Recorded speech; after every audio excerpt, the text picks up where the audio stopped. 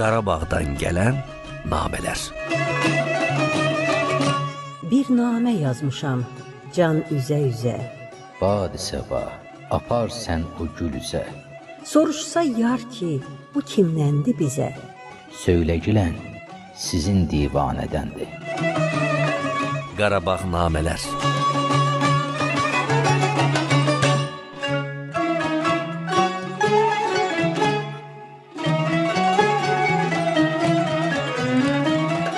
On-11-ci əsrlərdə Müsəlman şərqinin görkəmli ziyalıları Seyyid Əmirül Bərdəyi, Məhəmməd Abdullah Bərdəyi Qarabağda yaşayıblar. 11-ci əsr Qarabağ şairi Məsud Namidar İncili ərəb, fars və türk dillərinə tərcümə etməsi ilə tanınıb.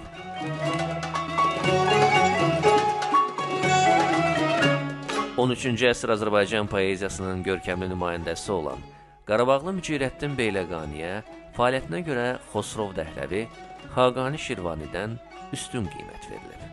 Bəs Mücirəddin Beyləqani əslində kim olub?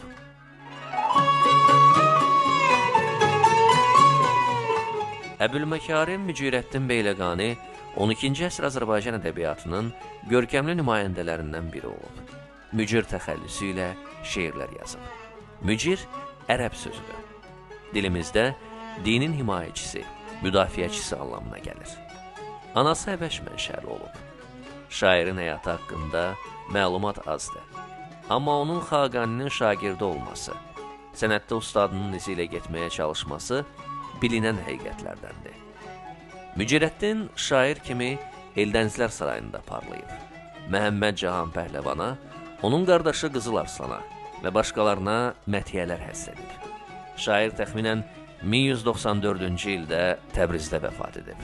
Qəbri indi də Məqbərət Tüşşara qəbristanlığındadır.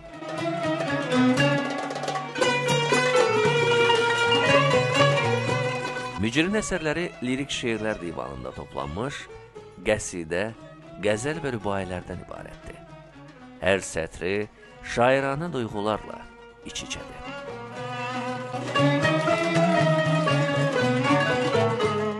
Səhər gül səbadan açıldı soldu, Nəsimi hekayə deyib sovruldu.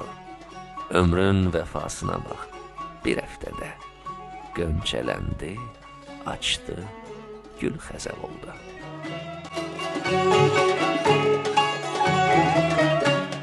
Mücirəddin Beyləqani Eldənizlər sarayında fəaliyyət göstərərkən, sarayda onu sevməyənlər dövlət sirrini düşmənə verməkdə günahlandırırlar və o həbs olunur.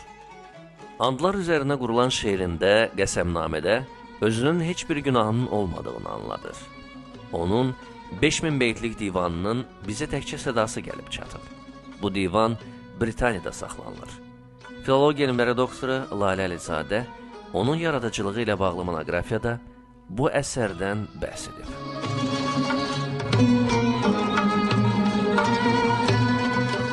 Xorasanda isə Nağı Binəş tərəfindən onun 5000 beytlik divanı çap edilib. Məhəmməd Əli Tərbiyyətə görə isə Mücirəddin Beyləqaninin 15000 beytlik divanı vardı.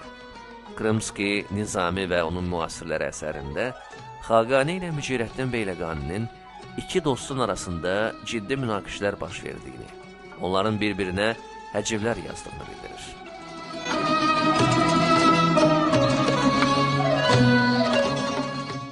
Firuzə göy kimi üzük qaşım var, yəhərli atımdır mənim ruzigar. Şeirimin, nəsrimin sümbüllərindən minlərlə Xaqani başaq toplayar.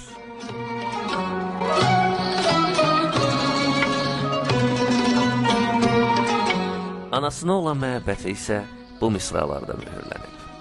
Mənim atam türkdür, anam Həbəşdir, təbimin alovu sanki günəşdir.